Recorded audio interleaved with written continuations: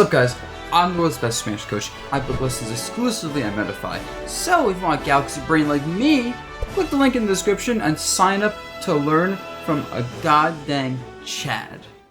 Sup guys, so this is the top tier of course. I don't gotta explain why these characters are absurd, it's just varying levels of absurdity. Starting off we got Mario, who honestly I consider putting in upper high tier. He is a very well-rounded character who I think is extremely strong as a solo main, despite maybe having more than like a handful of slightly losing matchups due to the fact that he kind of struggles with zoners and sorties, mostly sorties.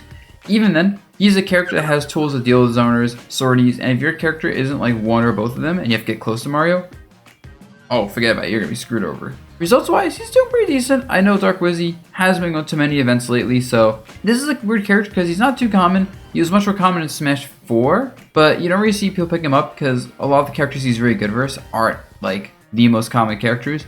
But at the same time, he clearly like is a solid character. Like if you fight a good Mario, you're just thinking, this is annoying. I feel like he's one of those characters that's like scattered around. Like there's a lot of like these like PR level Marios because he's also really easy to play character. Like I said, almost put him upper high tier. Only reason he's not there is because I think it's hard to like super counter pick him. Next up, Zero Suit. Now, this is a character that might be a bit contentious. After the nerfs, people are like, oh, she's mid tier, like not ironically. And it's like, no, she's just not top 5 broken, disgustingly oppressive characters anymore. Like she's a character who's neutral, yes, lackluster-ish, but she's hard to hit. Like even in neutral, she's hard to hit. In disadvantage state, really hard to keep there. Advantage state, she's so good at weaving in and out of your like ranges and hitting you. So her ridiculous mobility like means even if they keep nerfing her buttons, as long as she's as fast as she is and down B's as broken as it is, she'll still be a absurdly good character. Mars is, still doing very well at events, having some struggles at some events. There's a lot of Zero Suit players out there, honestly, but she still doesn't aggregate like top 10 results. And it just makes sense when you look at her. And yes, she does struggle with a lot of the top tiers in particular, which is why she's kind of down here. But I feel like if you're not a top tier character, she probably just beats you by virtue of just like how do you hit her. Next up, Fox. I feel like Fox is such a rare character. Outside of Light, I just don't see any Foxes. But then I look at him, I'm just like, he has to be a good character, right?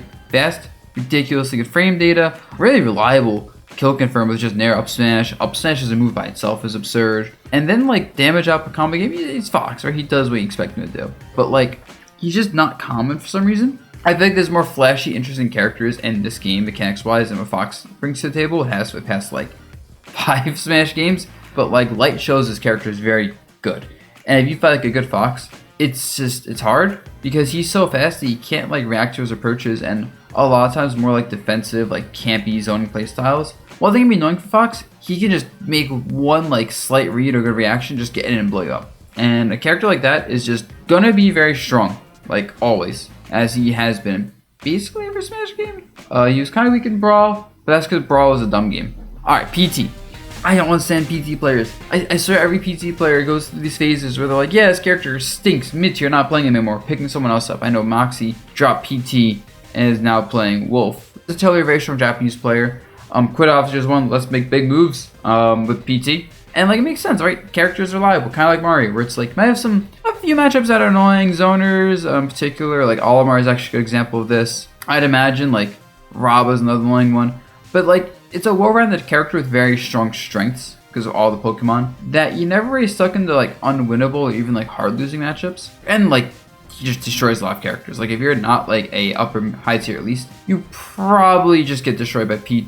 Not get destroyed, but lose to the character. Because the character's strengths aren't super overwhelming. It's just there's so many of them, and there's so few weaknesses you can really cover. It's like mostly the fact that the character struggles when landing. But yeah, strong character. Don't know why people don't really play the character more and get like demotivated with the character, and the character's results clearly are like really good. Number 14, by the way. Diddy Kong. Diddy Kong is actually a character that's become a lot more popular post-quarantine. Tweak, popping off Diddy Kong for a little bit. I think Dakpo is a Texas Diddy Kong that does pretty darn well. I believe there's a Japanese Diddy Kong that is also doing well. And it makes sense. Most characters like put Diddy Kong as losing matchup, I feel like. I feel like Diddy Kong is probably one of the most common just like losing, if not worse, like matchup type of characters. Kind of like Zero Suit and Fox, how do you deal with a character that's really fast, but like also has good frame data, but then he has Banana, which is just busted.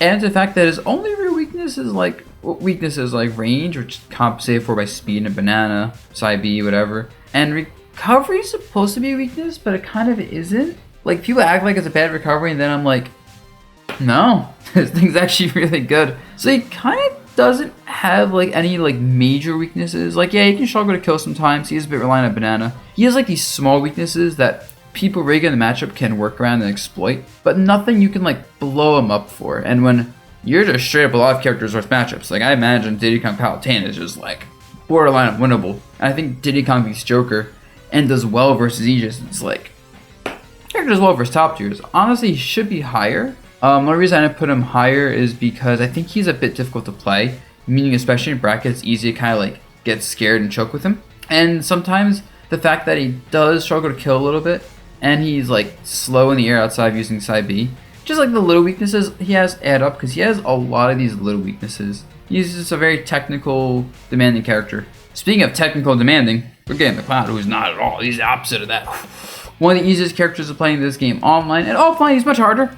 I will admit that, but at the same time, fast, sword, up B shield's dumb, limit charges makes you have to approach into him, which is insane when you consider he's fast with a big sword that hits really hard and is safe. So like he's a defensive swordy powerhouse that can be offensive at will. So that's really annoying. Because his recovery can be pretty poor, he doesn't like quite obliterate a lot of characters, but he has a lot of just straight up winning matchups. Like a lot of characters that go, wow, I can't consistently deal with this except reading the Cloud player, throwing them off stage and killing them.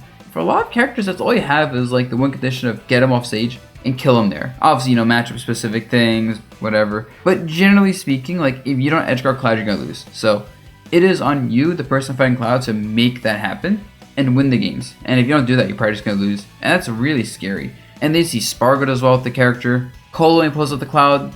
It's like not even a common character. There's so many good characters that aren't common for whatever reason. The Cloud's not even top 20 in terms of results. But like, I feel like it's partly because like people underestimated Cloud for a long time, and partly because you have Roy and Aegis in this game, that people just don't want to play Cloud when there are better sword options. With that said, just a very strong character with like one major weakness that is legit. If you don't lose neutral like hard, it's not going to matter much. Alright, Game Watch. This is an interesting character. Because obviously this character is like carried by Meister, right? Like results wise, 29. But Meister destroys people with this character, right? Admittedly, he's been struggling more and more lately because there's more players using like sword and Dishman based characters, which Game Watch struggles with, which is why he's outside my top 10 now. And so admittedly, the character has been falling off a little bit. I think there's like no other Game Watches that like doing as well. I think there's like some other ones doing like, hey, like Monte and Cali, I want to say. But like the point is, it's just Meister. But with that said, another one of those characters kind of like Diddy Kong, where there's just a lot of characters that can't beat Game Watch. Like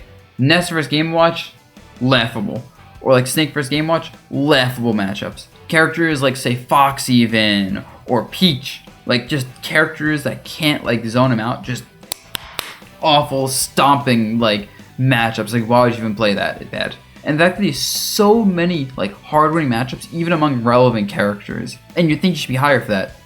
But for some reason people don't play him, and also because when you do fight characters he isn't great versus, like say Palutena, Aegis, I imagine Joker kind of beats him, Cloud, like characters he just loses to because he can't get close to them. He doesn't even look that impressive, right? Like his losing matchups look pretty darn bad to the point where it's like, if Meister picked up a secondary, I wouldn't blame him at all. Strong counterpick character, but that's not quite enough to be a top 10 character anymore in my opinion, but it was close. Now, we got Steve. This is a character that I thought wasn't that good when he came out. I was like, yeah, this character is okay, but not that great. And I'm right, he does get camped pretty hard with some characters. Like I swear I look at this character and I think, you know what? He probably has some abysmal matchups. Sephiroth, Hero, Rob, and even characters like that can really pressure him, like with a sword like Cloud or like Roy or Aegis. Also really hard for him. But he's Luigi with more. Like everything he has is leads into dumb damage, right? I don't gotta explain this. Because of that, it feels like you can't make any mistakes versus him, which is already annoying, but then because he's constantly mining and getting materials, you have to stop him from doing that or he's gonna be even better as a character, which forces you to fight into him, which is great for his game plan. And if you don't do that, you just let him get diamond and try to fight him in neutral when he has diamond. You can play lane versus him, but if he hits you, you're just gonna die. Like, just don't get touched by him. Even then, to be honest, it doesn't sound impressive when I say it, but then I look at it as just raw, like, results. Like, I think more than, like, any other character, Steve is a character where, like, his raw results are only number 27, but that's kind of discounting the fact that a lot of the better Steve players are younger players who can't travel to, like, big events. And there are a lot of PR Steves. Like in the US, I wouldn't be surprised if Steve is like a top like 10 most common characters on local, state, regional PRs. Because he is easy to play, just learn your combos, very frustrating to fight against, especially in tournament, forces the opponent to play his game plan or he just levels up to a point where he's unstoppable. Has a lot of room for growth. Like all these factors combined just makes this character absurd.